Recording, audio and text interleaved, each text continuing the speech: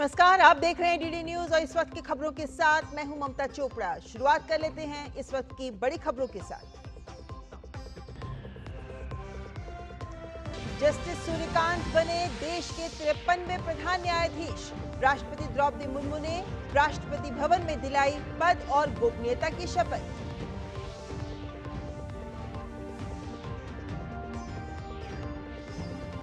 दुश्मन पनडुब्बियों की अब नहीं खैर। भारतीय नौसेना में स्वदेशी तकनीक से बना पनडुब्बी रोधी युद्धपोत माहे हुआ शामिल। टॉर्पिडो, कई भूमिका वाली पनडुब्बी रोधी मिसाइल, उन्नत राडार और सोनार से है लैस।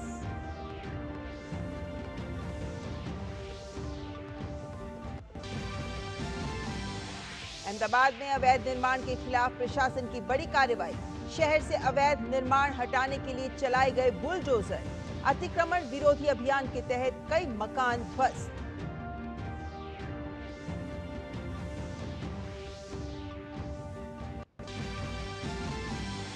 पाकिस्तान के पेशावर में आज सुबह बड़ा आत्मघाती हमला। अर्धसैनिक बल के मुख्यालय पर हमले में 3 सुरक्षाकर्मी मारे गए, 2 अन्य घायल, 3 हमलावर हुए ढेर।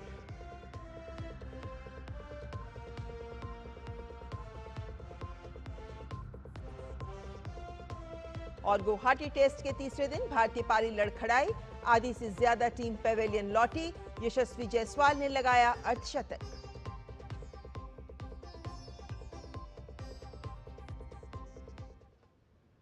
आइए देखते हैं खबरें विस्तार से। जस्टिस सूर्यकांत ने आज भारत के 53वें मुख्य न्यायाधीश के रूप में शपथ ली। राष्ट्रपति द्रौपदी मुर्मू ने आज सुबह राष्ट्रपति भवन में उन्हें पद और गोपनीयता की शपथ दिलाई। जस्टिस सूर्यकांत ने जस्टिस BR गवई का स्थान लिया है, जो कल अपने पद से सेवानिवृत्त हुए। शपथ ग्रहण समारोह में उपराष्ट्रपति CP राधाकृष्णन, प्रधानमंत्री नरेंद्र मोदी, लोकसभा अध्यक्ष ओम बिरला और केंद्रीय मंत्री अमित शाह, राजनाथ सिंह, JP नड्डा सहित कई गणमान्य लोग मौजूद थे। 1962 में हरियाणा के हिसार में जन्मे जस्टिस सूर्यकांत ने 1984 में हिसार के जिला अदालत से अपनी वकालत की शुरुआत की थी। वे संवैधानिक सेवा और सिविल मामलों के विशेषज्ञ हैं। उन्होंने कई विश्वविद्यालयों, बोर्ड्स, निगम, बैंक और हाई कोर्ट का भी प्रतिनिधित्व किया। साल 2000 में वे हरियाणा के सबसे कम उम्र के एडवोकेट जनरल बने। 2004 में उन्हें पंजाब और हरियाणा हाई कोर्ट का स्थायी जज भी बनाया गया और 2018 में वे हिमाचल प्रदेश हाई कोर्ट के चीफ जस्टिस बने। मई 2019 में उन्हें सुप्रीम कोर्ट के जज के रूप में नियुक्त किया गया। भारत के मुख्य न्यायाधीश के रूप में जस्टिस सूर्यकांत लगभग 15 महीने तक अपना कार्य करेंगे। और जस्टिस सूर्यकांत ने आज जब भारत के 53वें प्रधान न्यायाधीश के तौर पर शपथ ली तो जस्टिस सूर्यकांत का कार्यकाल 15 महीने का होगा। 2019 में सुप्रीम कोर्ट में नियुक्ति से पहले पंजाब और हरियाणा हाई कोर्ट और हिमाचल प्रदेश हाई कोर्ट में भी वे जज के तौर पर अपनी सेवाएं दे चुके हैं। जस्टिस सूर्यकांत ने सोमवार को देश के 53वें प्रधान न्यायाधीश के तौर पर शपथ ली। राष्ट्रपति द्रौपदी मुर्मू ने जस्टिस सूर्यकांत को शपथ दिलाई। राष्ट्रपति भवन के दरबार हॉल में हुए शपथ समारोह में PM नरेंद्र मोदी, कई कैबिनेट मंत्री व तमाम गणमान्य व्यक्ति मौजूद थे। इस दौरान कई देशों के न्यायाधीश भी इस पल के गवाह बने। भारत के प्रधान न्यायाधीश के तौर पर न्यायमूर्ति सूर्यकांत का कार्यकाल लगभग 15 महीने होगा और वह 9 फरवरी 2027 तक CJI के पद पर बने रहेंगे। हरियाणा के एक मध्यम वर्गीय किसान परिवार से आने वाले जस्टिस कांत का करियर कई उपलब्धियों से भरा रहा है। साल 2008 में सिर्फ 38 साल की उम्र में वह हरियाणा के सबसे युवा एडवोकेट जनरल बने। ये पहला मौका है जब हरियाणा से कोई जज CJI के पद तक पहुंचा है। उच्च न्यायपालिका में जस्टिस कांत का सफर साल 2004 में पंजाब व हरियाणा हाई कोर्ट से शुरू हुआ, जहां उन्हें जज के तौर पर नियुक्त किया गया। वह 2018 तक पंजाब व हरियाणा हाई कोर्ट के जज रहे। 2018 में उन्हें हिमाचल प्रदेश हाई कोर्ट का मुख्य न्यायाधीश बनाया गया। 2019 में उन्हें पदोन्नत कर देश की सर्वोच्च अदालत में न्यायाधीश के तौर पर नियुक्त किया गया। सुप्रीम कोर्ट में अपने कार्यकाल में जस्टिस सूर्यकांत ने कई अहम मामलों की सुनवाई की। राष्ट्रपति व राज्यपाल के लिए विधेयकों पर फैसले के लिए समय सीमा तय करने के खिलाफ फैसला देने वाली बेंच का वह हिस्सा रहे। जम्मू कश्मीर को विशेष दर्जा देने वाले अनुच्छेद 370 को खत्म करने के फैसले को सही ठहराने वाली बेंच का भी हिस्सा रहे। उन्होंने आईपीसी की धारा 124A यानी राजद्रोह के तहत नई एफआईआर दर्ज करने पर रोक लगाई। बिहार में एसआईआर के खिलाफ याचिकाओं पर भी उन्होंने सुनवाई की। सेना में पुरुष अधिकारियों की तरह महिला अफसरों को भी स्थायी कमीशन का आदेश दिया। इसके अलावा वह 3 नए कृषि कानूनों के खिलाफ दायर याचिकाओं पर भी सुनवाई कर चुके हैं। विकास सारथी, डीडी न्यूज, दिल्ली। भारत की समुद्री सुरक्षा और स्वदेशी रक्षा क्षमताओं को आज बड़ा बल मिला है। आज नौसेना के बेड़े में आईएनएस माहे शामिल हो गया। ये माहे क्लास की पहली anti submarine warfare shallow water युद्धपोत है। मुंबई के नेवल डॉकयार्ड में हुए इस समारोह में थल सेना प्रमुख जनरल उपेंद्र द्विवेदी भी शामिल हुए और ये पहली बार है कि नौसेना में शामिल होने वाले जहाज के कार्यक्रम में थल सेना प्रमुख स्वयं शामिल हुए। आईएनएस माहे ने आत्मनिर्भर भारत की दिशा में एक और महत्वपूर्ण अध्याय जोड़ दिया है।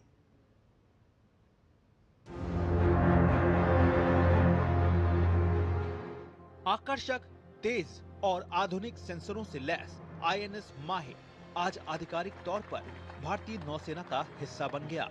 कोचीन शिपयार्ड लिमिटेड में तैयार ये जहाज माहे क्लास का पहला जहाज है, यानी उथले पानी में काम करने वाले भारत के नए पीढ़ी का एंटी सबमरीन जहाज 80% से ज्यादा स्वदेशी सामग्री से बना है। तटीय इलाकों और उथले समुद्री क्षेत्रों में ऑपरेशन के लिए तैयार माहे में स्टेल्थ, स्पीड और हाईटेक सबमरीन रोधी क्षमता का जबरदस्त संयोजन है। ये भारत की समुद्री सीमा की सुरक्षा में अहम भूमिका निभाएगा।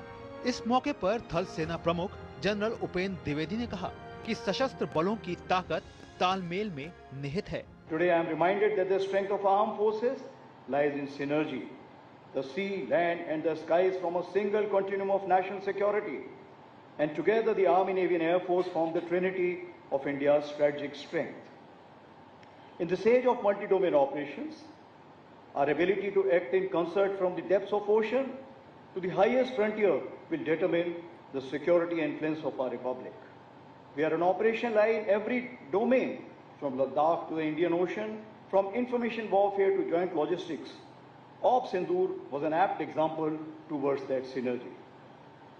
The Indian Army too has launched a series of initiatives under our overall umbrella of a decade of transformation in which jointness and integration is an important pillar. इस जहाज की असली ताकत है इसका अत्याधुनिक सोनार सिस्टम, जो कि समुद्र के भीतर नौसेना की आंख और कान का काम करेगा। इस सबमरीन की खासियत है कि उथले पानी की मुश्किल परिस्थितियों में पानी में छिपे किसी भी खतरे को बहुत सटीकता से पकड़ सकता है। अब माहे एक्शन के लिए तैयार है।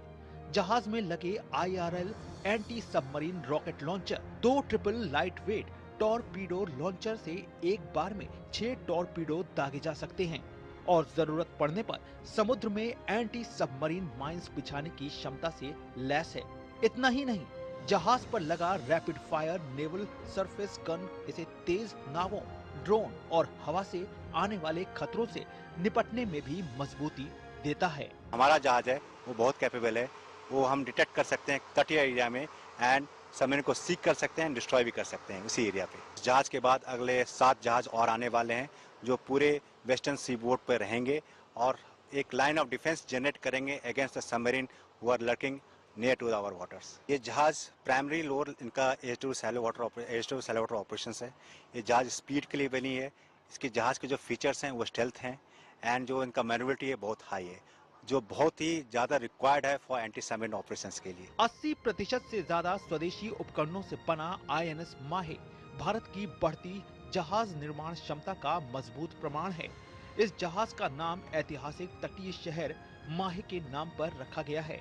इसके क्रेस्ट में उरुमी यानी कलारीपयट्टू की लचीली तलवार का निशान है, जो फुर्ती, सटीकता और घातक क्षमता का प्रतीक है। शिशिर सेलार की रिपोर्ट, डीडी न्यूज, मुंबई।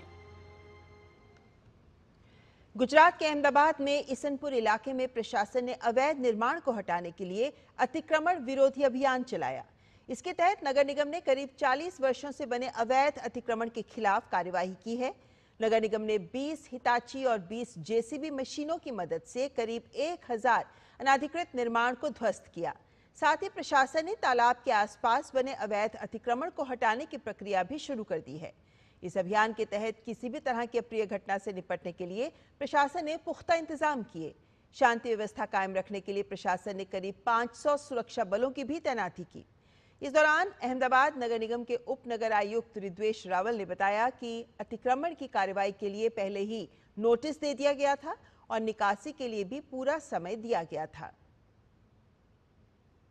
की कार्यवाही आज हमने शुरू की हुई है। इसके लिए पहले हमने नोटिस दिया था और प्रॉपर टाइम भी दिया इवैक्यूएशन करने के लिए। इस कार्यवाही में हमारी अहमदाबाद म्यूनिसिपल कॉरपोरेशन के 4 जोन की टीम इसमें संलग्न है। पुलिस डिपार्टमेंट का भी हमको पूरा साथ है। तो police department and Ahmedabad municipal corporation दोनों साथ में मिलके ये सब हम कार्यवाही कर रहे हैं। पश्चिम बंगाल बांग्लादेश सीमा पर इन दिनों असामान्य हलचल दर्ज हो रही है। विशेष गहन पुनरीक्षण यानी एसआईआर की संभावित कार्रवाई की चर्चा के बीच बड़ी संख्या में अवैध बांग्लादेशी प्रवासी राज्य से पलायन कर रहे हैं। सीमा सुरक्षा बल और स्थानीय पुलिस के अनुसार पिछले 2 हफ्तों में हजारों लोग सीमा पार कर चुके हैं, जबकि कई गांव लगभग खाली हो गए हैं। बीएसएफ अधिकारियों के मुताबिक केवल मालदा सेक्टर में ही 8000 से 9000 लोगों के पार जाने का अनुमान है। स्थानीय प्रशासन का कहना है कि 2 हफ्तों में कुल करीब 26,000 प्रवासी राज्य से गायब हुए हैं, जिनमें से अधिकांश बांग्लादेश लौट चुके हैं। सबसे अधिक गतिविधि हकीमपुर पोस्ट, चपैन नवाबगंज, मालदा, मुर्शिदाबाद, उत्तर 24 परगना और दक्षिण 24 परगना के इलाकों में देखी गई है। अधिकारियों का कहना है कि ना तो कोई औपचारिक डिपोर्टेशन आदेश जारी हुआ है, ना ही राज्य में किसी बड़े पैमाने की कार्रवाई की गई है, लेकिन एसआईआर की चर्चा फैलने के बाद से प्रवासी स्वयं ही सीमा पार कर रहे हैं। सीमावर्ती जिलों के कई स्कूलों में बच्चों की उपस्थिति भी अचानक गिर गई है। वहीं स्थानीय दुकानों और बाजारों में ग्राहकों और मजदूरों की संख्या में भी तेजी से कमी आई है। सीमा से लौटते हुए कई प्रवासियों ने स्थानीय मीडिया को बताया कि उनके पास वैध पहचान पत्र नहीं है। कुछ ने कहा उनके दस्तावेज नकली हैं और एसआईआर प्रक्रिया के दौरान पकड़ में आने का डर है।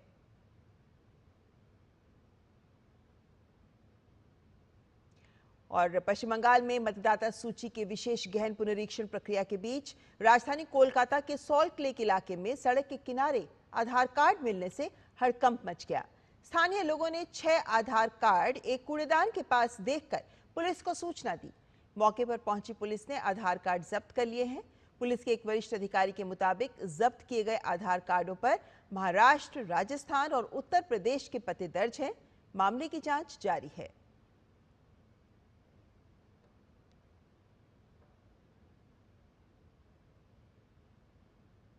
और पश्चिम बंगाल में एसआईआर को लेकर चल रही तनातनी के बीच संदेशखाली में तृणमूल कांग्रेस के ब्लॉक लेवल एजेंट बीएलए जमीरुल इस्लाम मोल्लाह को गिरफ्तार कर लिया गया है। जमीरुल पर एक ब्लॉक लेवल ऑफिसर बीएलओ को जान से मारने की धमकी देने का आरोप है। अधिकारियों के अनुसार जमीरुल इस्लाम मोल्लाह ने बीएलओ दीपक महतो को फोन पर धमकी दी कि यदि उनके 97 वर्षीय चाचा का नाम वोटर लिस्ट से हटाया गया तो इसके गंभीर परिणाम भुगतने होंगे। महतो ने बताया कि चाचा का नाम 2002 की वोटर लिस्ट में दर्ज नहीं था, इसलिए 2025 के लिए एसआईआर फॉर्म नियमों के अनुसार भरना आवश्यक है। धमकी का ऑडियो भी वायरल हुआ है। गिरफ्तार जमीरुल इस्लाम मोल्लाह स्थानीय टीएमसी नेता और बीएलए है। इसका राशन स्कैम में जेल में बंद शाहजहां शेख से भी करीबी कनेक्शन है। इस घटना की जानकारी बीजेपी नेता अमित मालवीय ने सोशल मीडिया प्लेटफॉर्म एक्स पर भी साझा की।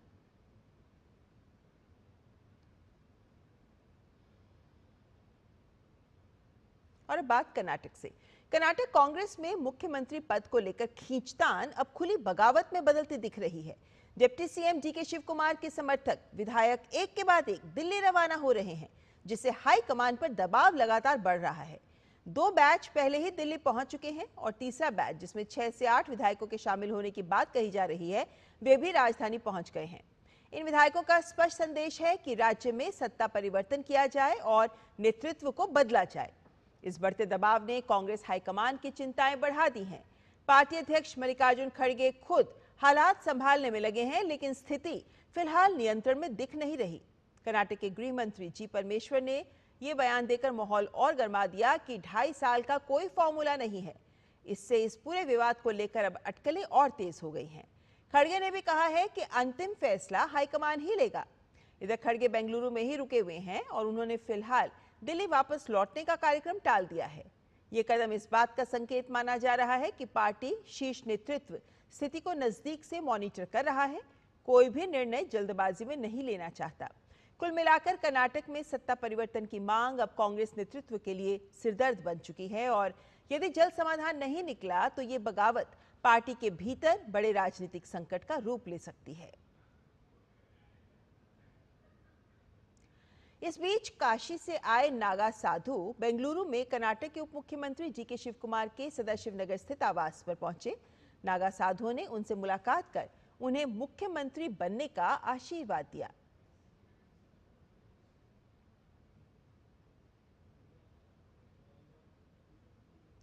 भूटान के थिम्पू में भगवान बुद्ध के पवित्र अवशेषों की प्रदर्शनी 25 नवंबर को समाप्त हो रही है। इन अवशेषों को वापस लाने के लिए केंद्रीय मंत्री किरेन रिजिजू के नेतृत्व में एक भारतीय प्रतिनिधिमंडल आज भूटान रवाना हुआ।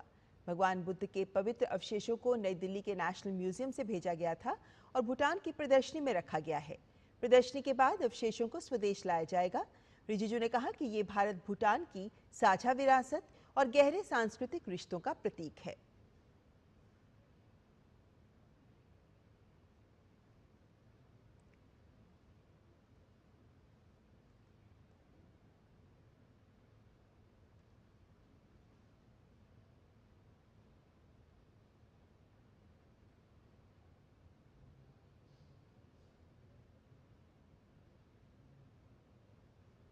और इस वक्त हमारे संवाददाता धीरेन्द्र सीधे हमारे साथ जुड़ गए हैं इसी खबर पर और ज़्यादा जानकारी के लिए। धीरेन्द्र, हमने देखा कि ये जो बौद्ध के अवशेष हैं इन्हें पहले भी भारत ने अन्य देशों में भी भेजा, जिसके बाद अब ये भूटान से वापस लाए जा रहे हैं।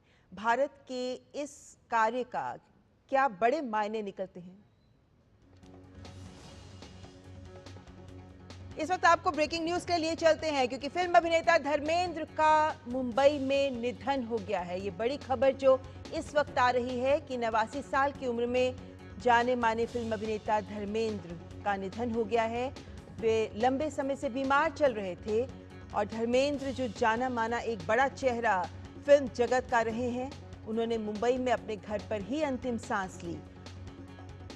भारतीय सिने जगत में धर्मेंद्र का महान योगदान रहा है और फिल्म अभिनेता धर्मेंद्र जो पहले भी कुछ दिन पहले अस्पताल में भर्ती थे, उनकी तबीयत ठीक रही थी, लेकिन जिसके बाद उनका परिवार उन्हें वापस घर ले आया और आज ये दुखद खबर भारतीय सिने जगत के लिए एक अपूर्णीय क्षति मानी जा सकती है कि फिल्म अभिनेता धर्मेंद्र का मुंबई में निधन हो गया है। वे हमारे बीच नहीं रहे क्योंकि लंबे समय से वे बीमारी से ग्रस्त थे, लेकिन उनके सिने प्रेमी लगातार उनके स्वस्थ होने की कामना कर रहे थे और अब ये दुखद खबर सीधे मुंबई से उनके निवास से आ रही है, जहां 89 साल की उम्र में उन्होंने अंतिम सांस ली है।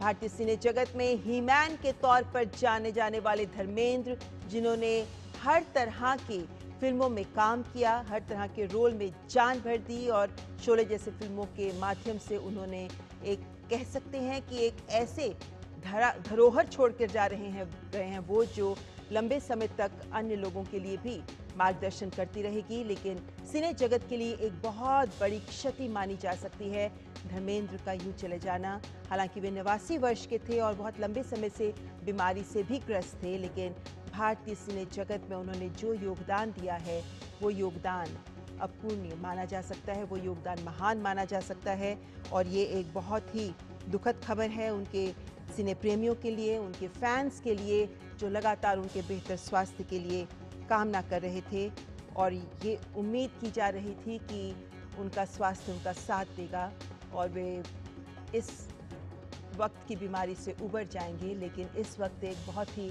सिने प्रेमियों के लिए दिल तोड़ने वाली खबर कही जा सकती है कि फिल्म अभिनेता धर्मेंद्र अब हमारे बीच नहीं रहे हैं।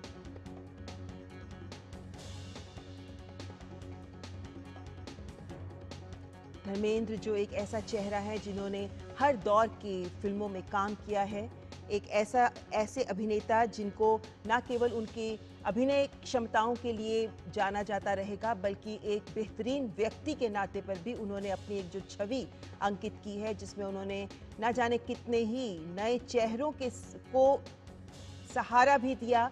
और मुंबई में जब भी किसी व्यक्ति से बात की जाती है, किसी भी सिने जगत के व्यक्ति से बात की जाती है, तो आपको ऐसा कोई व्यक्ति नहीं मिलेगा जो धर्मेंद्र के लिए सराहना भरे शब्दों का इस्तेमाल ना करे, क्योंकि वे न केवल एक अभिनेता के तौर पर बहुत प्रसिद्ध थे, बल्कि एक व्यक्ति के तौर पर भी वे बहुतों के दिलों में अपनी गहन छाप छोड़ गए हैं। तो धर्मेंद्र जाने माने फिल्म अभिनेता, जिनका जन्म 1935 में हुआ था, पंजाब के लुधियाना जिले से, और एक साधारण किसान परिवार से थे धर्मेंद्र। और वो जो एक साधारण इंसान का हृदय होता है, वो उन्होंने कभी नहीं छोड़ा, और वही कारण था कि वे हर व्यक्ति को प्रेम से मिले। धर्मेंद्र जो हर व्यक्ति को स्नेह से मिलते थे, जो हर व्यक्ति के लिए मदद का हाथ आगे बढ़ाते थे। उन्होंने इतने दशक फिल्म जगत में रहने के बाद भी उन सामान्य जिंदगी से लगातार जुड़े रहे, और यही कारण है कि बिना किसी फिल्मी बैकग्राउंड होने के भी वे पंजाब से मुंबई पहुंचे, और यहां आकर उन्होंने फिल्म जगत में अपनी जो पहचान अंकित की, उसे आने वाले लंबे वक्त तक याद किया जाता रहेगा। हमारे साथ हमारे संवाददाता शिशिर भी जुड़ गए हैं। शिशिर, बहुत दुखद है ये खबर, धर्मेंद्र ने इस दुनिया को अलविदा कह दिया। बिल्कुल, देखिए खासतौर पर अभी आपने जिक्र किया कि किस प्रकार से उनका एक लंबा करियर रहा है। हालांकि सिर्फ फिल्मों से धर्मेंद्र को जोड़ना शायद ये मुनासिब नहीं होगा, क्योंकि जिस प्रकार से उनका एक जीवन रहा है, जैसे आपने कहा कि पंजाब से उठकर एक बंदा जो है मुंबई आता है, पता नहीं भविष्य किस प्रकार से होगा, लेकिन उसके बावजूद मेहनत करता है, और उस मेहनत का फल ये होता है कि आज करोड़ों लोग जो है उनके फैन हैं। फिर चाहे वो किसी भी देश में आप देखेंगे, खासतौर पर जिस प्रकार से उनकी प्रतिभा थी, उसके लेकर जिस वक्त वो मुंबई आए थे 1960 का वो दौर था, और तब से हमने देखा कि किस प्रकार से धर्मेंद्र ने धीरे धीरे जो है फिल्मी जगत पर जो है अपना नाम बना लिया है। यहाँ पर उस वक्त अगर देखा जाए तो कई सारे जो ऐसे सितारे इस वक्त अगर देखा जाए तो फिल्मी सितारे भारत में काफी साथ जो फिल्म जगत है उसमें चमचमा रहे थे, लेकिन उसमें अपना नाम अलग से बनाना एक बहुत बड़ा चैलेंज जो है धर्मेंद्र के सामने उस वक्त था। लेकिन जिस देखा जाए तो काफी बखूबी निभाया था। पहली फिल्म जो शुरुआत की थी उन्होंने, जिसमें दिल भी तेरा हम भी तेरे, 1960 की फिल्म है, देखेंगे तो उसकी डेब्यू फिल्म है। लेकिन ये डेब्यू फिल्म हालांकि अगर जो पुराने यहाँ पे जो लोग हैं जानने वाले, उनको कहते हैं कि एक टैलेंट एंड कॉन्टेस्ट जीतने के बाद जब धर्मेंद्र मुंबई, हालांकि उन्होंने टैलेंट एंड कॉन्टेस्ट जीता था, उसके बाद जो है उनको ये मूवी, पहली मूवी जो है वो ऑफर हुई थी। उस वक्त के लोग ये भी कहते हैं कि जिस प्रकार से हीरो का लुक होता है, जिस तरह कहते हैं कि मस्कुलर मैन, एक लंबा हट्टा सा इंसान होता है, खासकर उसके लुक्स की अगर हम बात करें तो ये सभी चीजें जो है धर्मेंद्र के पास थी, और शायद इसीलिए जो है जिस प्रकार से एक फिल्मी जगत में उनकी एंट्री थी वो शायद आसान हुई। लेकिन एंट्री मिलने के बाद भी स्टारडम का वो सफर आसान नहीं था, क्योंकि ये तो पहला पड़ाव था आने के लिए।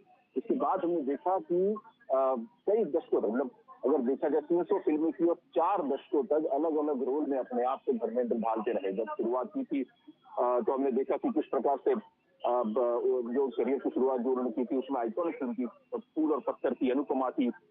इसमें जिस प्रकार से उन्होंने सेंसिटिव किरदार निभाया था, और फूल पत्थर में हम देखेंगे कि जिस प्रकार से जो है उनको एक बेस्ट एक्टर का उस वक्त कॉम्बिनेशन, मैं अगर गलत नहीं हूँ शायद, तो उनको उस वक्त जो है उनका नॉमिनेशन भी हुआ था। उसके बाद हमने देखा कि कई सारी ऐसी फिल्में जो उन्होंने की, ऋषिकेश मुखर्जी के साथ उन्होंने सत्यकम की थी, साथ ही साथ बहारों की मंजिल 1900 शायद 68 या 69 की फिल्म होगी।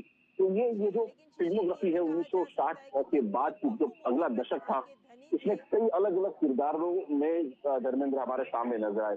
लेकिन अगर सही मायने में जो लोग कहते हैं यहाँ पर कि उनका पीक स्टारडम, जिसे हम कहते हैं कि काफी अच्छी हिट फिल्में उनको मिलना जो शुरू हुआ था, वो तकरीबन 1900 मोटा मोटी 70-71 का जो बात है, वो जो दशक था 80 तक, उस दौरान जो इस दशक में कई बड़ी फिल्में, और जो बड़ी नहीं बल्कि काफी हिट फिल्में उनको मिली थी।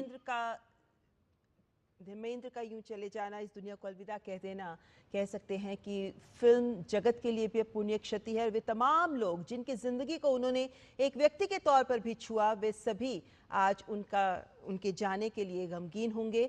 और यहाँ पर केंद्रीय मंत्री नितिन गडकरी, क्योंकि हर ओर से अब प्रतिक्रियाएं आ रही हैं। प्रधानमंत्री नरेंद्र मोदी ने भी धर्मेंद्र की मृत्यु पर शोक जताया है और नितिन गडकरी क्या कह रहे हैं आइए आपको सुना देते हैं। धर्मेंद्र ऐसे अभिनेता थे, वो केवल अच्छे अभिनेता नहीं थे, अच्छे इंसान भी थे। बहुत सीधे और भोला उनका स्वभाव था। विशेष रूप से देश की मिट्टी के साथ, किसानों के साथ उनकी बहुत बड़ी कटिबद्धता थी। उनकी जो फिल्में हैं जिसमें उन्होंने अभिनय किया है, वो मुझे लगता है कि लोग कभी भूल नहीं सकेंगे। इतना अच्छा कार्य उन्होंने किया है और निश्चित रूप से उनके जाने से हमारे चित्रपट सृष्टि का बड़ा नुकसान भी हुआ है। भगवान उनके आत्मा को शांति दे। और प्रधानमंत्री नरेंद्र मोदी ने भी प्लेटफॉर्म एक्स पर लिखा है और प्रसिद्ध बॉलीवुड अभिनेता धर्मेंद्र के निधन पर श्रद्धांजलि अर्पित करते हुए उन्होंने सोशल मीडिया प्लेटफॉर्म पर अपने संवेदनाएं व्यक्त की हैं कि धर्मेंद्र जी का निधन भारतीय सिनेमा के एक युग का अंत है। वे एक प्रतिष्ठित फिल्मी हस्ती, एक अद्भुत अभिनेता थे जिन्होंने अपनी हर भूमिका में आकर्षण और गहराई भर दी। जिस तरह से उन्होंने विविध भूमिकाएं निभाई, उससे अनगिनत लोगों के दिलों को छुआ। धर्मेंद्र जी अपनी सादगी, विनम्रता और गर्मजोशी के लिए भी समान रूप से प्रशंसित थे। इस दुखद घड़ी में मेरी संवेदनाएं उनके परिवार, मित्रों और असंख्य प्रशंसकों के साथ हैं। प्रधानमंत्री नरेंद्र मोदी ने इन शब्दों के साथ धर्मेंद्र की मृत्यु पर अपनी संवेदनाएं व्यक्त की हैं। तो धर्मेंद्र जो एक जाना माना नाम, जिनकी 89 साल की उम्र में उनका निधन हुआ, 300 से ज़्यादा फिल्मों में दिग्गज अभिनेता धर्मेंद्र ने काम किया था और कितने ही टाइमलेस क्लासिक्स हैं जिनका वो हिस्सा रहे, जिसमें शोले, चुपके चुपके जैसी तमाम फिल्में हैं जो शामिल हैं। जरा सोचिए 1935 में जब उनका जन्म हुआ, उसके बाद 1960 में उनकी पहली फिल्म आई और उसके बाद से अब तक फिल्म भारतीय सिनेमा के हर दौर को उन्होंने करीब से देखा, उसके साथ जुड़े भी रहे। और पंजाब के साहनेवाल गांव में उनकी पैदाइशी थी। 2012 में जाकर उन्हें पद्म भूषण भी प्रदान किया गया क्योंकि फिल्म जगत में उनका योगदान अद्भुत रहा है, सराहनीय रहा है। ही मैन की तरह उन्हें जाना जाता था और फिल्म इंडस्ट्री में न केवल एक बहुत दिग्गज अनुभवी अभिनेता के तौर पर उनकी छवि थी, बल्कि बहुत ही विनम्र और जमीन से जुड़े हुए एक सुपरस्टार के तौर पर भी उन्हें हमेशा याद किया जाता रहेगा। 1960 जैसा मैंने कहा, ये वो वर्ष था जब उनकी पहली फिल्म आई और इस फिल्म के माध्यम से उन्होंने डेब्यू किया था। हालांकि उन्होंने पंजाबी में और बंगाली फिल्मों में भी काम किया था, लेकिन जैसा हम कह रहे हैं कि वे बहुमुखी प्रतिभा के धनी थे। और बंगाली फिल्मों में तो उन्होंने अपने फिल्मी करियर की शुरुआत 1966 में की थी, लेकिन एक अभिनेता के तौर पर हर तरह के रोल उन्होंने निभाई। जगन्नाथ चटर्जी द्वारा निर्देशित बंगाली फिल्म पारी में उन्होंने काम किया था, तो विभिन्न भाषाओं में भी उन्होंने अपने अभिनय की क्षमता को प्रदर्शित किया। और 2011 में मशहूर reality show India's got talent की तीसरी सीरीज के वे जज भी रहे। तो कह सकते हैं बड़े पर्दे से लेकर छोटे पर्दे तक में उन्होंने अपनी उपस्थिति से धमक दर्ज की। 2024 में उनकी आखिरी फिल्म आई थी तेरी बातों में ऐसा उलझा जिया। श्री राम राघवन द्वारा निर्देशित अपकमिंग फिल्म 21 में भी वे नजर आएंगे। तो उनके सिने प्रेमियों के, उनके फैंस के लिए एक और फिल्म जिसमें उन्होंने काम किया जो अभी रिलीज होनी बाकी है, मगर सिनेमा में उनके योगदान के लिए उनको अनगिनत अवार्ड से सम्मानित किया है क्योंकि एक दिग्गज अभिनेता। और प्रधानमंत्री नरेंद्र मोदी ने प्लेटफॉर्म एक्स पर लिखा है कि धर्मेंद्र जी का निधन भारतीय सिनेमा के एक युग का अंत है। वे एक प्रतिष्ठित फिल्मी हस्ती, एक अद्भुत अभिनेता थे जिन्होंने अपनी हर भूमिका में अपनी छाप छोड़ी। जिस तरह से उन्होंने विविध भूमिकाएं निभाई, उसने अनगिनत लोगों के दिलों को छुआ। वे अपनी सादगी के लिए हमेशा याद किए जाते रहेंगे। धर्मेंद्र जी अपनी सादगी, विनम्रता और गर्मजोशी के लिए भी समान रूप से प्रशंसित थे। और इस दुखद घड़ी में मेरी संवेदनाएं उनके परिवार, उनके मित्रों और असंख्य प्रशंसकों के साथ हैं। तो प्रधानमंत्री नरेंद्र मोदी ने इन शब्दों के साथ अपनी संवेदनाएं दिग्गज अभिनेता धर्मेंद्र के निधन पर व्यक्त की हैं। और वे एक ऐसे अभिनेता रहे हैं जिन्होंने इतनी फिल्मों में काम किया, हर फिल्म में अपनी एक अलग छाप छोड़ते चले गए। शिशिर, धर्मेंद्र जी का जाना सिने जगत के लिए एक बहुत अपूर्णीय क्षति मानी जा सकती है, लेकिन प्रधानमंत्री नरेंद्र मोदी ने जिस तरीके से प्लेटफॉर्म एक्स पर उनको लेकर अपनी संवेदनाएं व्यक्त की हैं, वो बहुत सही तरीके से परिभाषित कर रहा है कि कितना बड़ा कद था एक अभिनेता के तौर पर एक्टर धर्मेंद्र का। बिल्कुल, देखिए नेता हो या फिर अभिनेता, दोनों रोल में जो है धर्मेंद्र निभा चुके हैं। अपने रियल जीवनी में।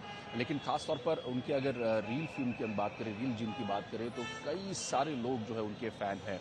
और आज जब हम मुंबई में यहाँ पर खड़े हैं, हालांकि उनका संस्कार यहाँ पर हो रहा है, तो ऐसे में कई ऐसे उनके फैंस यहाँ पे इकट्ठा हो चुके हैं जो एक्चुअली उनको भावभीनी श्रद्धांजलि दे रहे हैं, वो सभी बातें याद करें। इस वक्त हमारे साथ एक गृहस्थ साथ में है।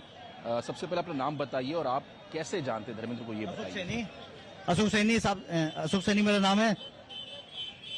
मैं तेज से हूँ, जासमी मैनपुरी से हूँ, यूपी से। साहब से मेरा और हम काम के लिए भटक रहे थे और हम गेट पे खड़े थे, तो साहब गाड़ी लेके अंदर से निकले। कैसे खड़े हो? मैं साहब कुछ नहीं, आपसे आपके दर्शन करना और काम नहीं है, तो मुझे साहब ने सामने काम पर रखा। आप उनके यहाँ पे काम कर रहे थे? खाना पकाया साहब के यहाँ, और साहब ने खाना पकाया। सभी फैमिली वेरी गुड है, मानते साहब। तस्वीर किस कब की है, ये क्या कहते हैं? ये तस्वीर हो 12 साल हो गए हैं साहब को, 12 साल। और भी फोटो है, बहुत सारी फोटो है, तो भी यही फोटो में फटाफट जल्दी करा के लाया। उनके साथ तो कैसा लगा उनका जीवन, कैसे उनका बिहेवियर? साहब को बहुत प्यार है सभी लोगों के लिए। इतने लोग दूर दूर से आते हैं, काफी दूर दूर से आते हैं, मिलने के लिए आते हैं, मान सम्मान देते हैं, घमंड नहीं है। सनी साहब है, वो भी साहब हैं, सभी फैमिली वेरी गुड है। कहा जाता है कि धर्मेंद्र साहब जो है काफी सीधी जीवनी में जो है बिलीव करते थे, उनका विश्वास था कि सीधा जीवन जिया जाए। आप क्योंकि उनके साथ थे, कुछ किस्सा बताइए।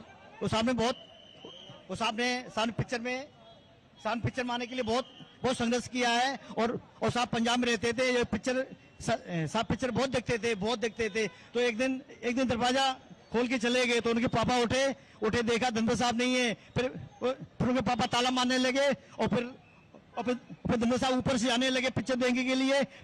फिर पापा जी ने मारा, फिर धर्मेंद्र सिंह। बातें आपको कैसे पता? बताती बहन ने। फिर धर्मेंद्र साहब बके बम्बई आ गए। फिर उनके पापा खर्चा बेचते थे, तो पिक्चर ने थोड़ा अच्छा लगा लोगों को, तो साहब को काम दिया। ये भी कहा जाता था कि किसानों से भी काफी जुड़े थे, उनको किसानी भी पसंद थी, ये सही था? जो किसानों से भी काफी जुड़े थे, किसानी भी उनको पसंद नहीं। पूरा किसान तो वो साहब तो सदियों। फिर साहब को पिक्चर लाइन में छोटा काम करते, 10 रुपए मिलता था, और मनोज कुमार साहब आइसक्रीम खाते थे, दोनों आइसक्रीम खाते, बोलते साहब हम जी शिशिर आपके पास वापस आएंगे, लेकिन दर्शकों को एक बार बता दें ये बात भी कि फिल्म अभिनेता धर्मेंद्र का निधन हो गया, जिसके बाद देश की राष्ट्रपति द्रौपदी मुर्मू ने भी इस वक्त उनकी प्रति संवेदनाएं व्यक्त करते हुए कहा है कि वेटरन एक्टर थे वो, और पूर्व सांसद धर्मेंद्र जी के निधन पर भारतीय सिनेमा के लिए अपूर्णीय क्षति है। One of the most popular actors, delivered numerous memorable performances during his decades-long illustrious career. As a towering figure of Indian cinema, he leaves behind a legacy which will continue to inspire young generations of India.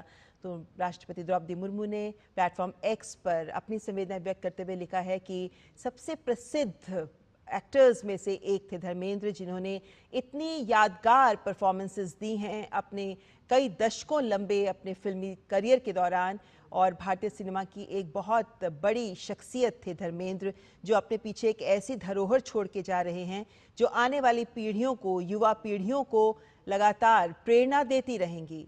तो पूर्व सांसद और जाने माने दिग्गज actor Dharmendra ji को राष्ट्रपति द्रौपदी मुर्मू की ओर से भी संवेदनाएं।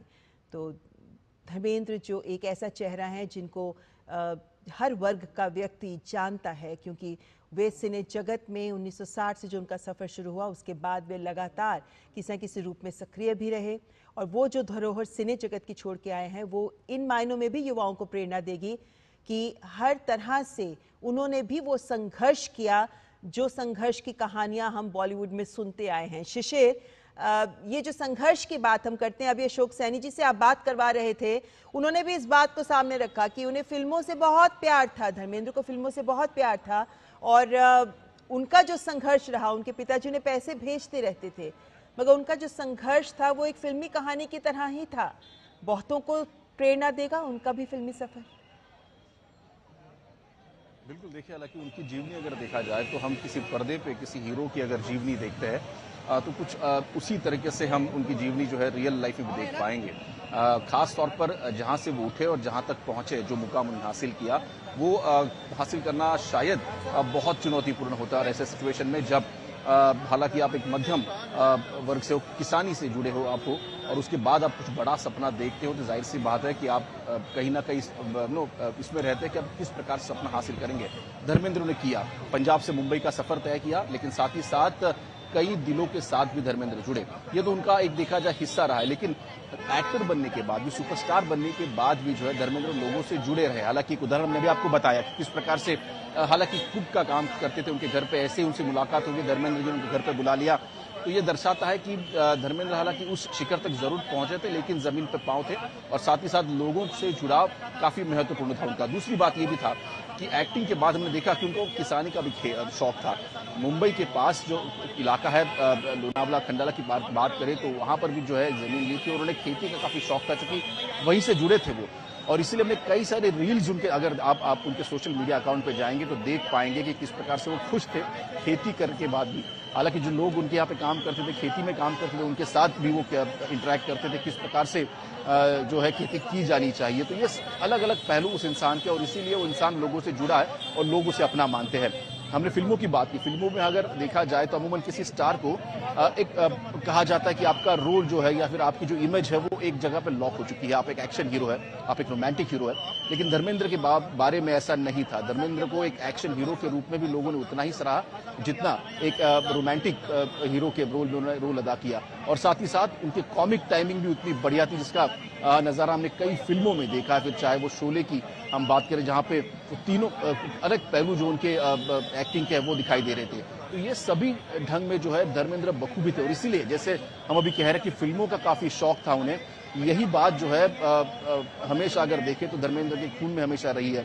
फिल्म में उन्होंने अलग अलग की, तकरीबन 300 से ज्यादा फिल्में की, अलग अलग किरदार निभाए, लेकिन साथ ही साथ जैसे मैंने पहले कहा कि लोगों से जुड़ाव भी उनका रहा, और इसीलिए ये नजारा पे दिखाना चाहूंगा। मैं सबसे पहले मैंने कैमरामैन से बोलूंगा कि आपको ये नजारा दिखाए जहां पे इस वक्त हम खड़े हैं।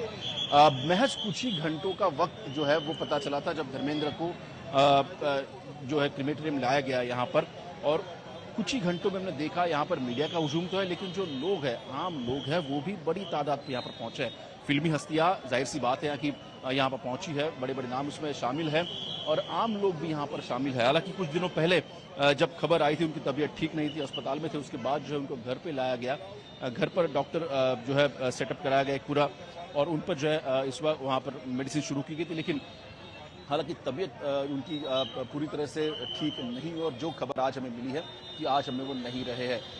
अगर देखा जाए देओल परिवार की अगर हम बात करें तो मीडिया से हालांकि काफ़ी शाय रहते हैं। धर्मेंद्र का भी अगर देखा जाए उनकी पूरी जीवनी में तो ज़्यादा बात नहीं करते थे, लेकिन उसके बावजूद भी मीडिया काफ़ी क्यूरियस होती है उनकी जीवनी के बारे में जानने के लिए, आखिर वो क्या करते हैं, कैसे करते हैं, उनका एक जीवन कैसा है, ये सभी जो है। और सिर्फ ये धर्मेंद्र के परिवार के बारे में भी बात करेंगे तो यही है, काफ़ी मीडिया फ्रेंडली नहीं है, लेकिन जाहिर सी बात है कि लोगों से काफ़ी जुड़ाव है, और धर्मेंद्र की यही बात जो है लोगों को काफ़ी भाती है। और इसलिए आज भी जो हमने देखे मुंबई की सड़कों पर, व्यस्ततम इलाका ही है, लेकिन उसके बावजूद यहाँ पे हजारों लोग धीरे धीरे शामिल हो रहे हैं। हालांकि कोई बड़ी यहाँ पर अगर देखा जाए अंत यात्रा नहीं निकाली गई थी कि उसको इसके बारे में ज़्यादा इन्फॉर्म नहीं किया गया था, लेकिन उसके बावजूद ये उनका प्यार है लोगों का जो यहाँ पर इस वक्त मौजूद है। जी बिल्कुल शिशिर, लोगों का प्यार है ये, क्योंकि उनकी सादगी, उनकी विनम्रता, और जैसा आपने कहा ज़मीन से जुड़े एक इंसान, एक शख्स थे धर्मेंद्र। लेकिन अगर हम उनके सिने करियर के ऊपर भी नज़र डालें तो हम ये भी पाते हैं कि हीमैन के तौर पर उन्होंने अपनी छवि बनाई ही थी, लेकिन साथ ही कितने मल्टी स्टारर फिल्म्स में उन्होंने काम किया, जैसे शोले जैसे एक उदाहरण है हमारे सामने, लेकिन ऐसी लंबी फेहरिस्त है। इन मल्टी स्टार्स के बीच में भी धर्मेंद्र की जो भूमिका होती थी और जो बड़े पर्दे पर उपस्थिति होती थी वो सबका दिल जीत लेती थी, जो एक उदाहरण है उनकी सिने क्षमता के प्रति। बिल्कुल, देखिए मैं अगर उनके 40 दशकों से ज़्यादा फिल्मी करियर का अगर आकलन करेंगे तो हर एक दशक में जो है अलग अलग रूप में धर्मेंद्र हमारे सामने आए। 80 के दशक में हमने देखा कि हीमैन धर्मेंद्र को हमने देखा पर्दे पर, साथ ही साथ उससे पहले 70 के दशक में अगर देखेंगे तो एक रोमांटिक जो है रोल में जो है धर्मेंद्र दिखाई देते। उसके बाद 90 के दशक में हमने देखा कि काफ़ी मैच्योर्ड एक किस्म का अनुभव और जो रोल थे वो उन्होंने अदा किए थे। तो ऐसे अलग अलग पहलू धर्मेंद्र के फिल्मों के जरिए जो हमने देखे हैं। लेकिन आपने सही बात कही, मल्टी स्टार फिल्म की बात करें तो कई बड़े जो है फिल्में हमारी आंखों के सामने आती है। शोले है, सीता और गीता है जैसी फिल्में जहाँ पे कई स्टार्स है, सीता गीता जो कि ह्यूमन सेंट्रिक फिल्म थी, लेकिन वहां पर भी अगर देखा जाए तो धर्मेंद्र अपनी अलग पहचान और अपनी छाप छोड़ी थी। तो ये दर्शाता है कि किस प्रकार से उस रोल में अपने आप को ढालना है, ये कहीं ना कहीं धर्मेंद्र से सीखने की काफ़ी ज़रूरत है। हालांकि जैसे मैंने पहले कहा कि स्टीरियोटाइप किसी भी एक्टर को हम जल्द कर लेते हैं, लेकिन उसके बावजूद धर्मेंद्र स्टीरियोटाइप नहीं बने। वो हीमैन भी बने, वो रोमांटिक एक्टर भी बने, और साथ ही साथ उनकी कॉमेडी टाइमिंग जो है वो भी लाजवाब थी। लोग काफ़ी कॉमेडी टाइमिंग पे हंसते थे उनके, जिस प्रकार से वो अभिनय करते थे। तो जाहिर सी बात है ये तभी हो पाता है जब आप उस किरदार को जीते हैं और जानते हैं कि किस प्रकार से अनुभव अभिनय किया जाता है। ये मायने आप किसी बड़ी स्टार फैमिली से आते हैं या फिर आपके पास एक्टिंग के बारे में कौन सी डिग्रीज है। हालांकि इन सभी को दरकिनार करते हुए धर्मेंद्र ने वो काम किया हुआ, और इसीलिए आज अगर हम बात करते हैं तो सभी इन फिल्मों का अगर हम बात करें या फिर उनकी जीवनी की बात करें तो ये दर्शाता कि जैसे अंदर थे वैसे ही बाहर थे। उसमें कोई छलावा नहीं था, कोई छिपाने की बात नहीं की, स्पष्ट रूप से बोलते थे और यही बात लोगों को अच्छी लगती थी। जी बिल्कुल शिशिर, और उनके जो एक व्यक्ति और एक एक्टर के तौर पर उन्होंने जो जीवन जिया, वो जो लोग उनसे जुड़ते रहे वो उन्हें हमेशा याद रखेंगे। लेकिन ये भी कहना गलत नहीं होगा कि हर पीढ़ी में धर्मेंद्र को चाहने वाले उनके फैंस मौजूद हैं और देश के हर कोने में भी मौजूद हैं, जिनका दिल आज टूट गया होगा क्योंकि अब धर्मेंद्र हमारे बीच नहीं रहे। बिल्कुल, देखिए आप अपने अलग अलग पीढ़ियों की बात की है तो उसमें मैं बताना भी करूंगा कि आज जो कि हम देख पा रहे हैं कि 6 पैक्स एब्स है या फिर एक ऐसा हीरो जो कि फिजिकली काफी फिट हो। अगर इसका सही में अगर देखा जाए तो ट्रेंड सेट किया था तो धर्मेंद्र ने किया था। जिस प्रकार से जब वो फिल्मों में आए तो हीमैन ये नाम उनको इसी वजह से मिला कि जिस प्रकार से उनकी पर्सनैलिटी थी।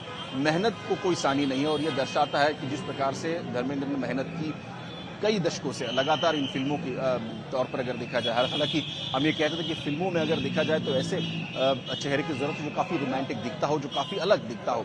लेकिन धर्मेंद्र की बात करें, धर्मेंद्र ने हालांकि उस गणित को थोड़ा बदल दिया है। जाहिर सी बात है कि आप रोमांटिक भी हो सकते हो, लेकिन साथ ही साथ जिस प्रकार आपकी फिजिक है वो भी एक मायने रखती है और इसीलिए एक अलग अंग जो है एक हीरो के कैरेक्टर को जो है धर्मेंद्र ने दिया था। और उसके बाद हमने देखा 90 के बाद, फिर उसके बाद का दौर हमने देखा कि किस प्रकार से ट्रांसफॉर्मेशन हुआ एक हीरोइक जिसे कैरेक्टरिस्टिक कहते हैं उसमें अगर देखा जाए तो धर्मेंद्र वहां पर भी आगे थे और एक अलग पहचान वहां पे बनाई थी। मैं फिर से एक बार अपने दर्शकों को जो भी जुड़े उनको ये विजुअल्स दिखाने जाएंगे जिस प्रकार से जो सेलिब्रिटीज जो अंदर गए थे अब धीरे धीरे जो है बाहर आना शुरू हो चुके। सलमान खान कुछ ही देर पहले यहाँ से निकल गए थे, शबाना आजमी यहाँ पर आई थी, केंद्रीय मंत्री रामदास अठवले कुछ ही देर पहले जो है अंदर गए हैं।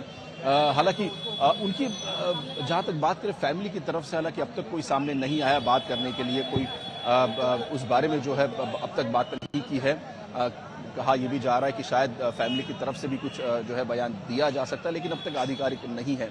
लेकिन जिस प्रकार से हमने यहाँ पर देखा कि तकरीबन 12:30 बजे जो है एक एम्बुलेंस अंदर गई, इसके साथ साथ कुछ गाड़ियाँ अंदर जाती है और कई लोग यहाँ पर आते हैं। हालांकि कुछ ही मिनटों में खबर सामने आ जाती है कि धर्मेंद्र अब हमारे साथ इस दुनिया में नहीं रहे। तो एक मन को कहीं ना कहीं थोड़ा सा एक हम कह सकते हैं कि बुरा लगता है कि जिस एक्टर को, जिस हीरो को हम इतने सालों से पर्दे पर देख रहे थे वो हमारे साथ नहीं है, लेकिन उनकी यादें हमेशा रहेगी उनकी फिल्मों के तौर पर। आज भी अगर आप उनकी फिल्में देखेंगे, अगर हंसने का आपको मन करे तो उनकी कई सारी ऐसी कॉमेडी फिल्म्स जो आप देख पाओगे, फिर चाहे वो सीता और गीता में उनका कैरेक्टर हो या फिर अलग फिल्में हैं। साथ ही साथ अगर एक्शन देखना होगा तो भी जो है फिल्म धर्मेंद्र की फिल्म उठाकर आप देखेंगे तो आज भी धर्मेंद्र उतना ही आपको एंटरटेन करेंगे जितना पहले वो किया करते थे। चूंकि वो बने रहिए हमारे साथ, इस वक्त हमारे साथ film producer time bound manner में उसको ये नहीं किया जा सकता। रिटर्न ऑफ ज्वेल्स हो, अली बाबा 40 चोर हो, नौकर बीवी का हो, ये सारी फिल्में जिसे हम कहते हैं कि एक अलग ऑरा क्रिएट करती है। साथ ही साथ जिस प्रकार से हमने देखा कि जो अलग अलग दशक में हमने धर्मेंद्र का ट्रांसफॉर्मेशन देखा है वो आखिरी सालों तक, मतलब 2000 पिछले साल तक अगर देखा जाए तो भी धर्मेंद्र ने सिर्फ फिल्मों नहीं की है, फिल्मों के साथ साथ धर्मेंद्र वेब सीरीज में भी दिखाई दी है। मतलब समझ सकते हैं कि इस उम्र में भी जिसको इस प्रकार से एक्टिंग का अगर देखा जाए इतनी लालसा है कि एक्टिंग करना चाहता है हर किस्म की, फिर चाहे वो फिल्मों की बात करें या फिर वेब सीरीज की बात करें, नए जमाने की हम बात कर रहे हैं वेब सीरीज की, वहां पर भी धर्मेंद्र जो हमें दिखाई दे रहे। तो ये हम समझ सकते हैं कि आखिर किस प्रकार से धर्मेंद्र पागल थे फिल्मों के लिए, और शायद वही पागलपन था जिनके कारण हम लोग भी जो है उनके दीवाने हो गए हैं। एक ऐसे कलाकार जो न केवल फिल्मों के प्रति उनका योगदान और उनका समर्पण हमेशा सबको प्रेरणा देता रहेगा, बल्कि एक शख्सियत जो जीवन उन्होंने जिया एक व्यक्ति के तौर पर, कैसे एक सुपरस्टार एक सामान्य व्यक्तियों के बीच भी अपनी जगह बना पाता है और ज़मीनी स्तर पर जुड़ा रह सकता है। ये एक अनुपम उदाहरण था जो धर्मेंद्र ने अपने जीवन के माध्यम से सबके सामने रखा। इस वक्त हमारे साथ बॉबी बेदी फिल्म प्रोड्यूसर भी जुड़ गए हैं। बॉबी जी, आप कैसे याद करते हैं आज धर्मेंद्र को? एक्चुअली मैं तो एक्चुअली इस वक्त गोवा बैठा हूँ फिल्म फेस्टिवल के बीच में, तो बिल्कुल सिनेमा का ही माहौल है यहाँ पे कंप्लीट। और सिनेमा में आई थिंक जो धर्मेंद्र का रोल रहा है मेरी जनरेशन के लिए तो बहुत ही महत्वपूर्ण रहा है, क्योंकि शुरू से हम उनकी फिल्मों पे ही पले हैं और अलग अलग उनके हमने रोल देखे, अलग अलग किरदार देखे। ह्यूमन इमेज की बात कर रहे हैं, पर उनकी रोमांटिक इमेज भी बहुत स्ट्रांग रही है। और कॉमिक टाइमिंग, मतलब उनकी ड्रामा और कॉमिक टाइमिंग जैसे एक्टर बहुत कम रहे हैं। आपके कोई ऐसे अनुभव रहे हैं उनके साथ जो आप हमारे साथ साझा करना चाहते हो? तो मैंने कभी उनके साथ काम नहीं किया, पर वो मेरी फिल्म बैंडिट क्वीन के बहुत ही ज्यादा फैन थे। तो जब भी मिलते थे वो ऐसे बात करते थे जैसे कि हमने कुछ बहुत बड़ा कर दिया। मैंने कहा हमने तो कुछ भी नहीं किया आपके मुकाबले में। कहते नहीं, बहुत आपने काम किया, but I mean he had become very fond of me just because of that one fact, कभी वो पिक्चर बनाई है हमने। तो जब भी मिलते थे तो याद करते थे। यानी एक कलाकार के तौर पर वो आपकी सराहना करते थे और ये एक महत्वपूर्ण फैक्टर है जो दो लोगों को जोड़ सकता है। लेकिन बॉबी जी, उनकी फिल्मों की भी एक लंबी फेहरिस्त है। ऐसी कौन सी फिल्में हैं जिसमें आपको लगता है कि बहुत अलग से हटकर रोल था धर्मेंद्र का, जिसे लोगों को पहचानना चाहिए था? एक्चुअली जो एब्सोल्युटली आइकॉनिक रोल उनका था वीरू का शोले में। और शोले की अभी मतलब धर्मेंद्र इस साल 62 किए हैं, उनका आज का दिन है, पर आज ही शोले के 50 इयर्स की सेलिब्रेशन यहाँ मनाई जा रही है। इतना कोइंसिडेंस है कि Ramesh Sippy has been here last couple of days। Sholay is being celebrated this year के भी 50 साल हो गए इस picture. So it's a absolute landmark film for me। जो उन्होंने रोल किया उसमें ड्रामेटिक टाइमिंग, कॉमिक टाइमिंग, मतलब अमिताभ बच्चन और वो बिल्कुल शोल्डर टू शोल्डर खड़े होकर उन्होंने परफॉर्म किया था। बिल्कुल, और उनकी बहुत सारी क्लासिक फिल्में हैं जिनको लेकर लोग उन्हें हमेशा याद करते रहेंगे। बॉबी जी बने रही है हमारे साथ विष्णु शर्मा भी जुड़ गए हैं जो फिल्म समीक्षक हैं। विष्णु जी, एक समीक्षक के लिए जब भी किसी फिल्म की या किसी भी कलाकारों की जब वो समीक्षा करते हैं तो बहुत क्रिटिकली उसको एनालाइज करते हैं, लेकिन धर्मेंद्र को लेकर एक समीक्षक के तौर पर ही सही, लेकिन आप धर्मेंद्र के फिल्मी सफर को, उनके फिल्मी योगदान को भी आज कैसे याद करते हैं? देखिए, धर्मेंद्र के साथ क्या है कि एक बड़ी चीज बहुत लोगों को नहीं पता है कि जो आज नेपोटिज्म का युग बोला जाता है उसमें धर्मेंद्र शायद पहले ऐसे स्टार थे या कलाकार थे जो कंपटीशन के थ्रू आए थे। मतलब उनको किसी ने रोल दिलाया नहीं था, बल्कि फिल्म फेयर का शायद कोई टैलेंट हंट हुआ था, तो वो फिल्म उस टैलेंट हंट के जरिए आए थे। तो ये बड़ी बात थी कि एक टैलेंट हंट से निकला सितारा इतनी जगह बना लेता है कि उसके बिना बॉलीवुड पूरा नहीं होता। और जो हमारा इकलौता सुपरस्टार जो बोला जाता है अमिताभ बच्चन, मतलब उनके आगे वो अमिताभ बच्चन भी फीके पड़ते थे। जितनी फिल्मों में उन लोगों ने काम किया, राम बलराम हो, शोले हो, और जो ऋषिकेश मुखर्जी की फिल्में थी, उन सब में धर्मेंद्र हमेशा अमिताभ पर भारी पड़ा। तो आप सोच सकते हैं कि उसके बावजूद धर्मेंद्र का जो पर्सोना था, मतलब पर्सनल जो उनका व्यक्तित्व था, उसमें कहीं भी वो एक तरफ डिग्निटी मेंटेन करते थे और दूसरी तरफ एकदम तूफानी थे, जैसे उनके रोल होते थे। एक तरफ वो हीमैन थे उस टाइप में, दूसरी तरफ कॉमेडी रोल्स होते थे उनके, या इंटेंस रोमांटिक रोल्स होते थे। हर जगह धर्मेंद्र ऐसे फिट होते थे। उनका एक चार्म था, उस टाइम पे भी था और अब भी है, कि धर्मेंद्र का एक ऐसा व्यक्तित्व था कि लोग बड़े बड़े स्टार हों और चाहे वो छोटे लोग हों, सबको कहीं भी उनमें कोई, जैसे कहते हैं ना कि उनमें कमी नजर आती है। वो आप भले ही मैं उनको फिल्म क्रिटिक के तौर पे देखा हूँ, मुझे लगता था कि वो कुछ ऐसी फिल्में बाद के दौर में उन्होंने की होंगी जहाँ जरूरत नहीं थी करने की, दोस्ती में की उन्होंने, लेकिन वो उनकी आदत थी कि वो शुरू से ही जितने भी उनको पहली फिल्म मिली थी अर्जुन इंगोरानी ने दी थी, उसका उन्होंने एहसान माना हमेशा।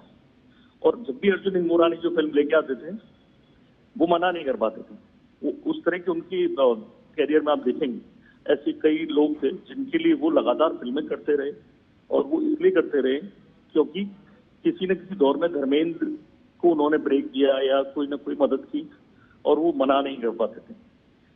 फिर भी बावजूद जो अब आप समेटते हैं पूरे धर्मेंद्र की 300 फिल्मों में, तो मतलब आपको शोले के अलावा बताना मुश्किल हो जाता है कि धर्मवीर आपको अच्छी लगी, सीता गीता आपको अच्छी लगी, राम बलराम अच्छी थी, या तहलका अनिल शर्मा से जिनका बहुत अच्छा रहा, लगातार उनके साथ कई फिल्में उनके परिवार की आई।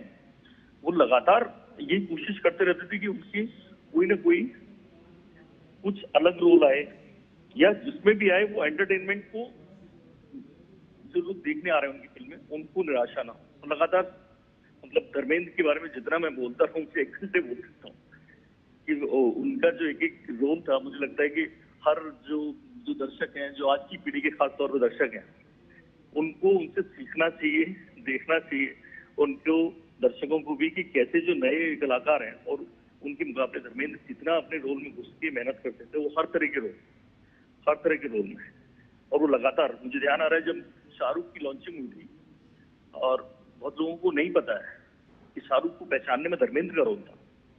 शाहरुख ने उनके लिए, जब दिल आशना रिलीज हुई थी, हेमा मालिनी ने प्रोड्यूस की, तब धर्मेंद्र ने उनको बाइट दी थी हमारे पास। वो बाइट हम लोगों ने कई बार शाहरुख के पैकेजेस में यूज की कि ये इंग्लिश एक्टर लगता है और ये लड़का बहुत ऊपर जाएगा, और वो हुआ। मतलब हीरा खुद हीरा होना और हीरो को पहचानना, जौहरी का काम करना, ये बड़ा मुश्किल होता है जी, लेकिन उनमें ये भी कला थी कि वे कलाकार को भी पहचान लेते थे। बॉबी बेदी जी भी हमारे साथ बने हुए हैं। बॉबी जी, धर्मेंद्र को लेकर ये बात कही जाती थी कि क्योंकि हम आजकल ये मानते हैं कि एक एक्टर फुल पैकेज होता है, उन्हें डांस भी आना चाहिए, फाइटिंग भी आनी चाहिए, हर तरह की चीज स्किल आनी चाहिए, जिसके लिए स्पेशली ट्रेन किया जाता है आजकल तो। लेकिन वो दौर था जब ऐसा होता नहीं था। लेकिन उस समय भी ये बात मानी गई कि धर्मेंद्र को डांस नहीं आता, लेकिन प्रतिज्ञा जैसे फिल्म के माध्यम से जो डांसिंग स्टाइल उन्होंने अपना ही इवॉल्व कर लिया, वो भी स्टाइल बन गया, लोग उनकी कॉपी करते हैं आज। तो देखिए, यही असली फर्क होता है अच्छे एक्टर में और स्टार में, कि स्टार अपनी पर्सनालिटी खुद डिफाइन करता है और फिर लोग उसको कॉपी करना शुरू करते हैं। तो धर्मेंद्र की जो डांसिंग थी वो एब्सोल्युटली राइट है, मतलब उनको बिल्कुल डांस नहीं आता था, पर उनका स्टाइल, जो उनकी अदा थी, वही खुद डांस बन गई। अमिताभ बच्चन के साथ भी यही बोला जाता है कि उनको डांस नहीं आता था। शुरू में तो कहते थे उनकी आवाज अच्छी नहीं है, जो उनकी सबसे इंपॉर्टेंट चीज हो गई है। So star is a person जिसका आप, यू लाइक द पर्सन, और एज ए रिजल्ट उनकी हर एक चीज आपको पसंद आनी शुरू आ जाती है। उनकी पर्सनालिटी, उनकी कॉमेडी का तरीका, उनकी टाइमिंग, हर एक चीज आती है। और धर्मेंद्र एक्चुअली स्टार थे, चाहे वो छोटे रोल में हो। आपने उनको देखा होगा मेरा नाम जोकर में, राज कपूर की फिल्म है, सर्कस, बिल्कुल थोड़ी देर के लिए भी शाइन करते हैं पर्दे के ऊपर। तो मेरा तो यही कहना है कि भाई उनका जो भी स्टाइल था लोगों को पसंद आना शुरू हो जाता था। एक फिल्म, विष्णु शर्मा जी हमारे साथ बने हुए हैं। विष्णु जी, आपके पास आना चाहूंगी, क्योंकि एक फिल्मकार के नाते मुझे लगता है कि जब आप एक सिने जगत का हिस्सा बन जाते हैं तो आप बहुत कुछ अनुभव से सीख जाते हैं। और चूंकि धर्मेंद्र एक किसान परिवार से आए थे और उस चमक धमक वाली दुनिया का वो हिस्सा बन गए, आपको क्या लगता है ऐसे कौन सी चीजें हैं उनके जीवन सफर से जुड़ी हुई जो आज के हर युवा को प्रेरणा दे सकती है? देखिए, फिल्मों के साथ क्या होता है, दीवानगी बहुत जरूरी है, और उनकी दीवानगी फिल्मों को लेकर जुनून जो होता था वो इतना जबरदस्त था कि वो कॉलेज के टाइम में, उनके शायद पापा स्कूल टीचर थे, तो वो सबसे ज्यादा उन्हीं पे फोकस करते थे कि अगर पीटेंगे तो सबसे ज्यादा उन्हें पीटेंगे, तो वो स्कूल से फिर भाग जाते थे। तो उन्हें फिल्मों का बहुत शौक था। तो उन्हें सुरैया की कोई फिल्म थी, 40 बार वो फिल्म देखी थी धर्मेंद्र ने। वो लगातार में फिल्म देखने जाते थे, और वो उन्हें एक जुनून था। या तक कि उनकी शादी हो गई, हो गए और बावजूद वो बंदा स्टार बनने में लगा हुआ है।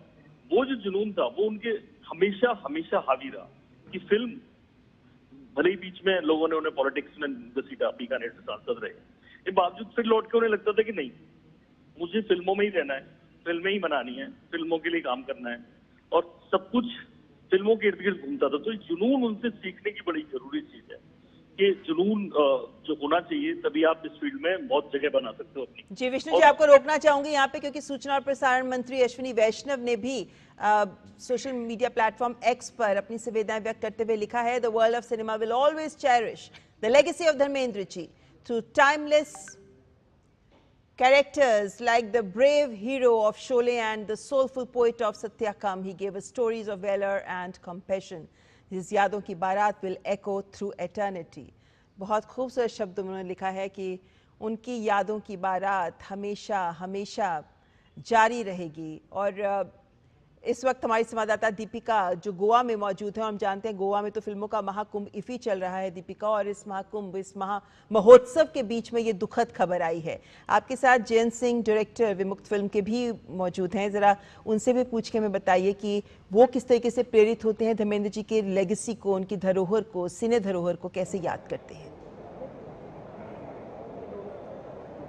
जी ममता, बहुत ही दुख की ये जो अनाउंसमेंट आई थी, जो घड़ी है फिलहाल 56th addition international film festival में हम मौजूद है गोवा में, लेकिन जिस तरीके से जैसे ही ये न्यूज़ आई, ये कॉन्फर्मेशन आई कि धर्मेंद्र जी अब नहीं रहे, एक बहुत ही बड़ा धक्का लगा पूरी फिल्म फ्रेटर्निटी को। फिलहाल हमारे साथ जितांग सिंह गुर्जर मौजूद हैं, जिनकी फिल्म विमुक्त ने टोरंटो इंटरनेशनल फिल्म फेस्टिवल में भी अवार्ड जीता था। जितांग जी, बहुत ही दुख की खबर है जो आई है कि धर्मेंद्र जी जैसे आइकॉनिक लेजेंड अब नहीं रहे। क्या कहना चाहेंगे, किस तरीके का उनका समर्पण था? आपने भी कहा कि आपने उनसे बहुत सारी इंस्पिरेशन ली थी और अपनी फिल्म आपकी जो टिफ में जीती है, बहुत इंस्पायर्ड थे आप उनसे हमेशा। हाँ, मतलब वो एक छोटे जैसे गांव से आने के बाद उन्होंने इतना सारा काम किया, सिनेमा को इतना कुछ दिया, वर्ल्ड को इतना कुछ दिया। उसके बाद डेथ इज़ इनएविटेबल, बट जो उन्होंने सिनेमा में काम किया, और सिनेमा इज़ फॉर एवर, वो रहेंगे हम लोगों के बीच में हमेशा।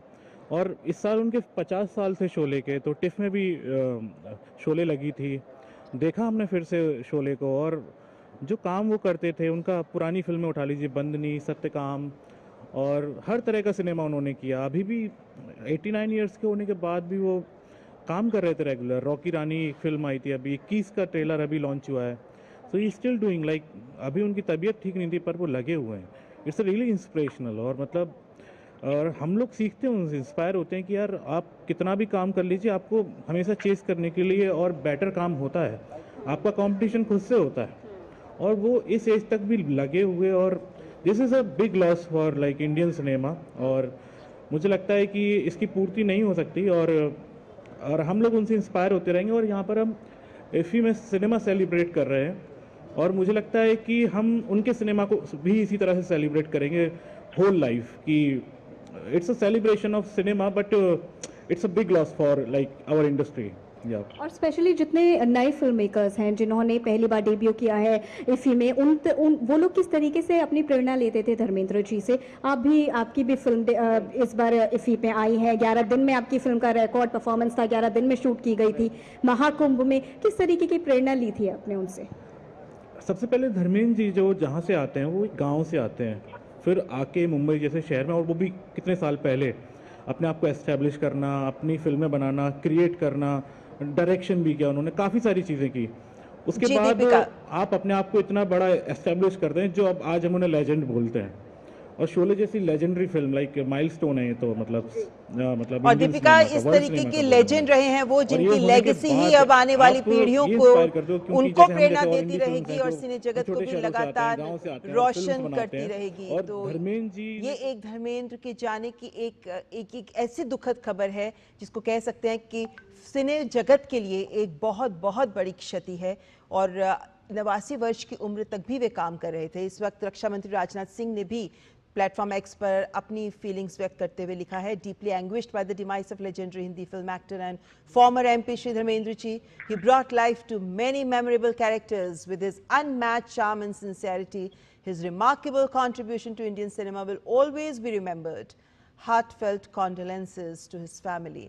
तो धर्मेंद्र जाने माने दिग्गज अभिनेता और पूर्व सांसद, जिन्होंने कितने ही किरदारों को जान डाल दी और अपने सिंसियरिटी, अपने ईमानदार अभिनय क्षमता के वजह से उन्होंने कितने ही किरदार जिए और हर किरदार यादगार रहा। और भारतीय सिनेमा में जो उनका योगदान रहा है वो हमेशा याद किया जाता रहेगा। इसके इन शब्दों के साथ रक्षा मंत्री राजनाथ सिंह, जो धर्मेंद्र के परिवार और उनके अनगिनत सिने प्रेमियों, उनके फैंस के प्रति अपनी संवेदनाएं व्यक्त करते हुए, धर्मेंद्र जी का जाना एक हिंदी सिनेमा की एक सदी का अंत माना जा सकता है। एक दुखद खबर। फिलहाल डीडी न्यूज़ पर खबरों का सिलसिला लगातार जारी है, लेकिन इस बुलेटिन में फिलहाल इतना ही। नमस्कार।